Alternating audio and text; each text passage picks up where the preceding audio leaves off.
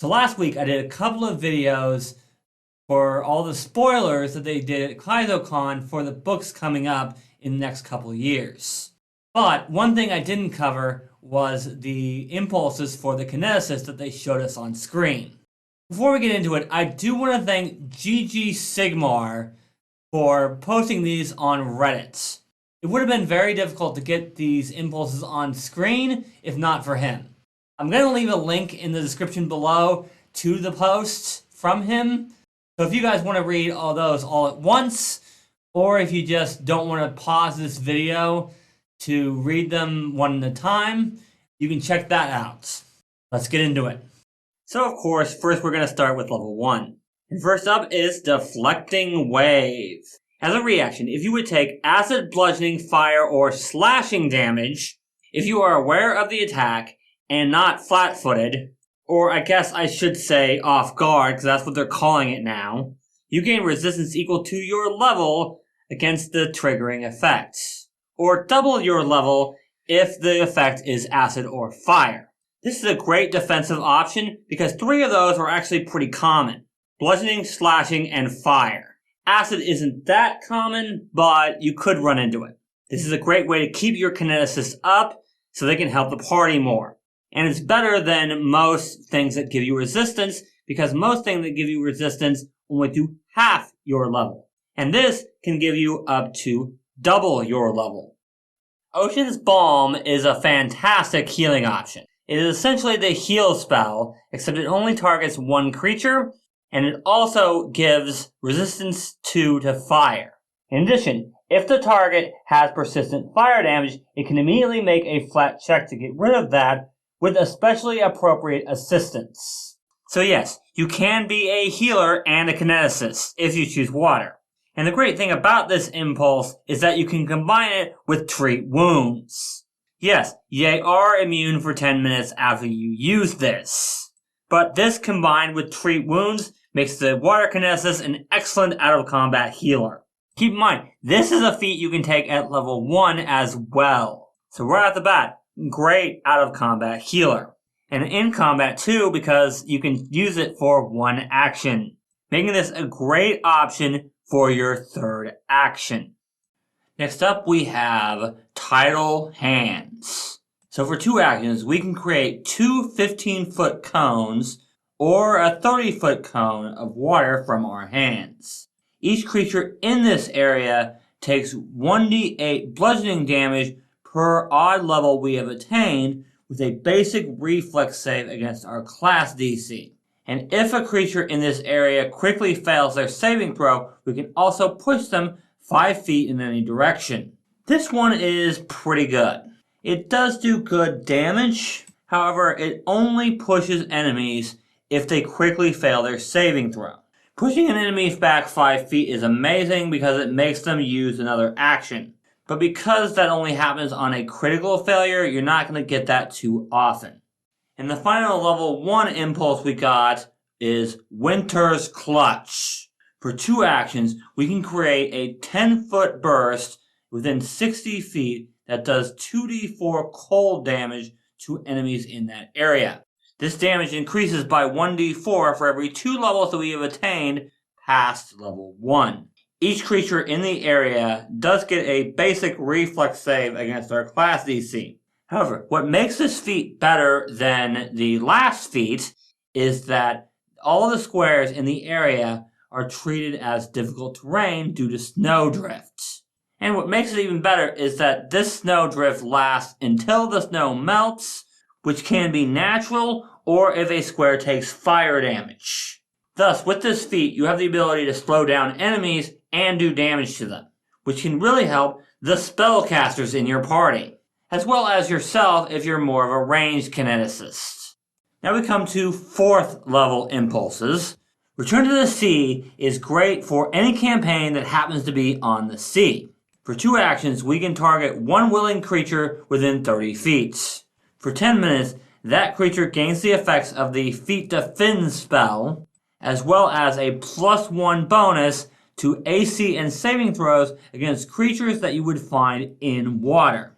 In addition, its attacks ignore the effects that water normally has on slashing and bludgeoning damage.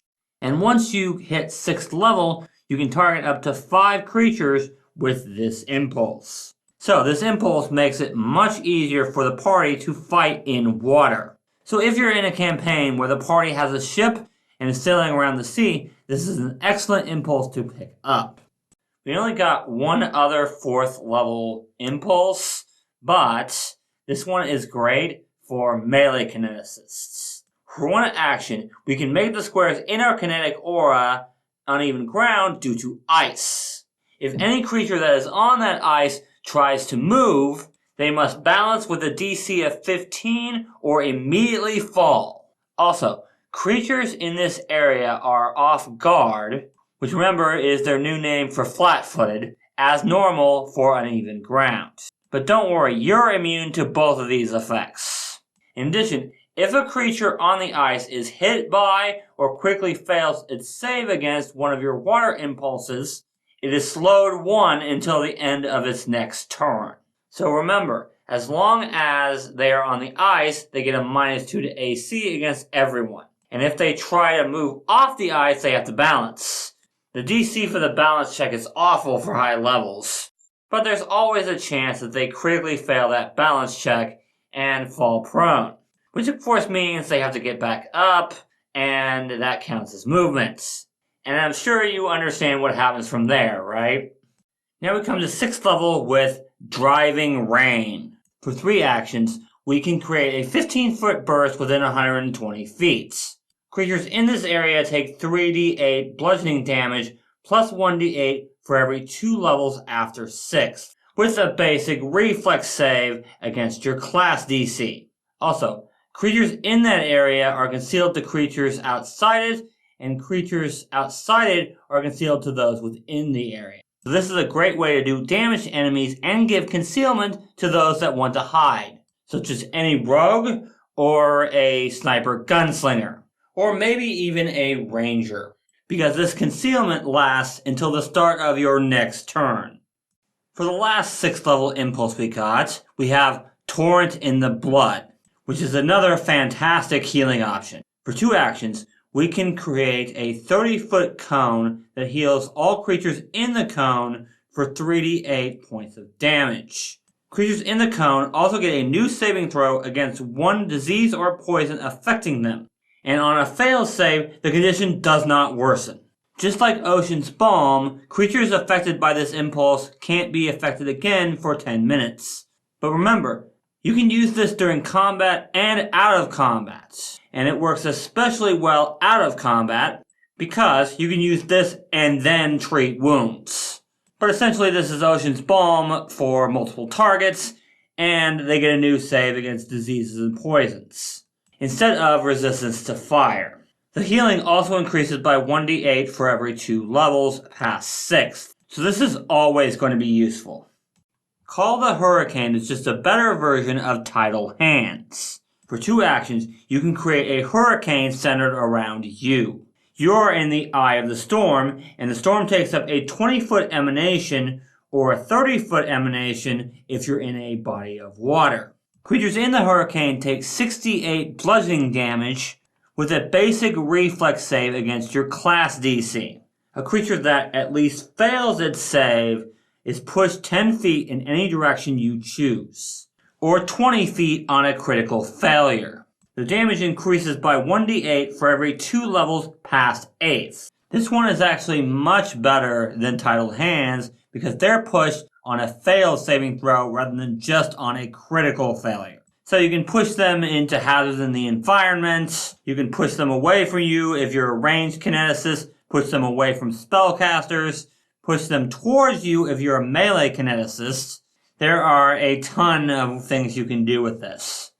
Next up is Impenetrable Fog. For 3 actions, you can create a 10-foot burst of fog within 120 feet, plus 5 feet for every 3 levels beyond 8th. And of course, this is fog, so the area is concealed. But the fog is so dense that the area is considered difficult terrain. The fog lasts until the end of your next turn, but you can sustain the impulse up to 1 minute. This is the first time I've ever seen concealment plus difficult terrain. Those two are actually really good together, because you're slowing them down and you're giving them a flat check to even attempt to hit anything. Fantastic option for the water kineticist. For level 12, we have Glacial Prison. With this impulse, you target one creature within 120 feet that you can see. This creature must make a Fortitude saving throw against your class DC. They are then immune for 1 day. On a successful saving throw, the target is slowed 1 until the end of its next turn. If they fail the saving throw, then they are frozen solid. Their AC is 9, and the ice has a hardness of 5. The target is immune to other cold effects, critical hits, and precision damage. Also, because it is frozen, it cannot act. This lasts until the end of its next turn, but any hostile action breaks the ice. If they critically fail, they are also slowed 1 after they become unfrozen. This is a good way to take a problematic enemy out of the fight for a round. And even if they succeed on their saving throw, they're still slowed 1, so they might not be able to do what they want.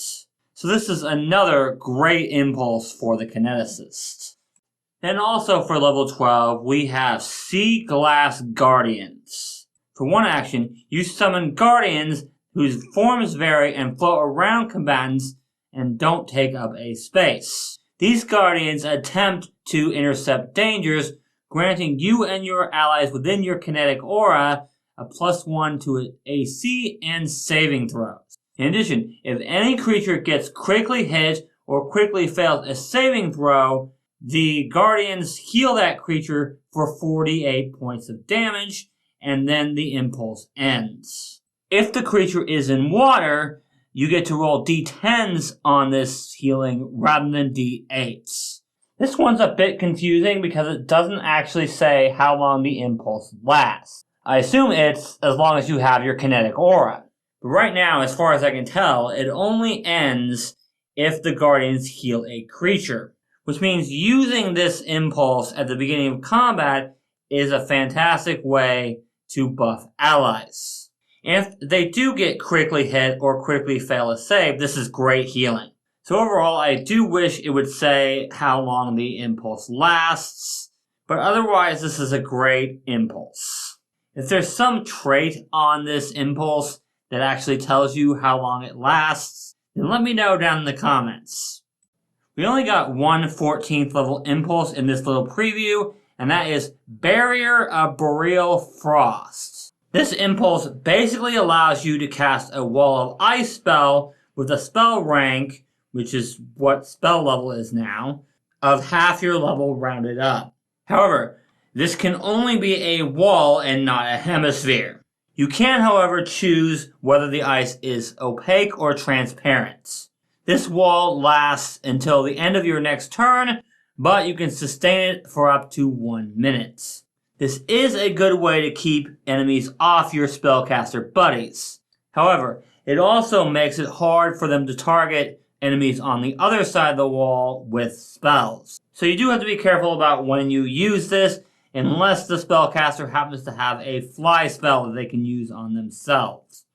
And now we come to the last two impulses for level 18.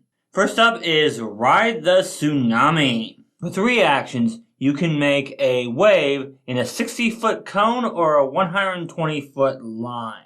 If you're in water, you can make this a 90-foot cone or a 180-foot line. Each creature in the area takes 10d10 bludgeoning damage with a basic reflex save against your class DC. A creature that fails a save is pushed 20 feet, or 40 feet on a critical failure. Any unattended object of 1 bulk or less that is in the area is pushed to the far edge. And the sheer mass of water extinguishes any non-magical fires in the area. Also, after the impulse does damage, you can swim in a straight line to any point in the impulse's area before the water disappears. So this is just called a hurricane in a much bigger area. And again, you can push enemies into hazards in the environment or anywhere else you want. And pushing can be a great thing to do. So consider picking this one up as well. And the last impulse we got was usurp the lunar reigns. For 3 actions, you can choose a 50-foot long and 50 feet wide area within 500 feet, and choose one of the following effects. If you choose the flood option, then you create a pool of water in that area. This water must be on a surface and not in the air, but otherwise flows normally. If you choose the control option, you can raise or lower the amount of water in a body of water by 10 feet. If you choose the modulate option, you can make a body of water calm or turbulent. Making the water calm removes any difficult terrain that is in the area. Making calm water turbulent turns the water into difficult terrain. If you choose the slow option, then all creatures with the water trait in the area must make a fortitude saving throw against your class DC. On a failure, they are slowed 1 or slowed 2 on a critical failure. Flood and control are permanent and non-magical. The modulate and slow options last until the end of your next turn, but you can sustain the impulse to continue them. This impulse has way too many applications for me to go over all of them in this video. However, the best one is obviously the slow option, if you happen to be facing creatures with the water traits. Modulate is pretty good as well, especially if you are a ranged kineticist. And of course, flood can be used to create the water necessary for the other parts of this impulse. So overall, pretty good impulse. And that's all the impulses covered in the document. Again, I do want to thank GG Sigmar for putting this document on Reddit. Made it a lot easier for me to record this video. And again, I did put a link to the post in the description below. If you guys want to see the other spoilers for Rage of Elements, as well as the other books coming out soon, you can check out this video here.